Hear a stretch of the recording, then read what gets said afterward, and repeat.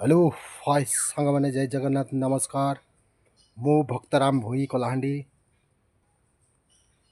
सांग मैंने देखंतु मो वीडियो फार्मिंग वीडियो आज आपण मानक फार्मिंग वीडियो देखा मुझे चाहूँगी। देखंतु मोर देसी फल गछ और साइड रे देखंतु बैगण चाष करिछि। ये सब बैगण चाष होइछि और नजारा एमिति अछि